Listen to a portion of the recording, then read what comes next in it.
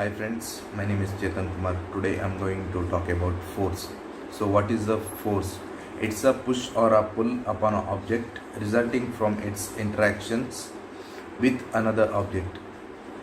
So let's take an example of a ball resting on the ground. So uh, we can see that it's resting.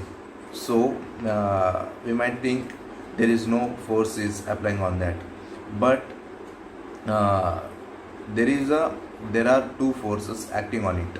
So one is a gravitational force which is trying to pull the ball down towards the core, and one more force is normal force which is trying to pull the ball up uh, uh, towards the sky. So the net force will be zero. So the amount it's both are negligible, but the net force is acting on the ball is zero. So in force we can see that there are two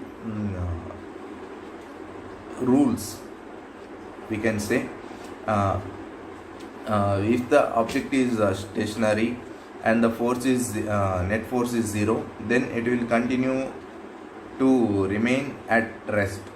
So in our first case, as I mentioned, the ball is stationary and the net force is zero, because one is pulling downwards and the other one is pulling upwards. So then net force is zero. So the ball is not moving and it will remain at the stationary position, and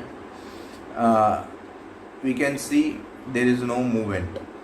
So in the second case, if the object is moving at a uniform velocity and the net force is zero, so then it will remain continue to move at that same uniform velocity. So how we can take this? So let's assume a wheel which is traveling at 2 meters per second, and there is no force applied on it. So the net force is also zero. So it will, if we try to push that tire, it will remain going until there is a force in the opposite direction which stops the tire. Until then, this tire keeps on moving no matter what. It won't rest. So if the velocity is not uniform, it will travel to some distance and it will stop because of the friction. So we can see that if there is no net force acting on that tire and it's moving in uniform velocity, it will continue its movement until there is another force applied on the other direction to stop it. There are two types of forces: contact forces and non-contact forces. There are some effect of the force. First one is set in motion. If object is moving and if we give some force on that object, it will keep on moving.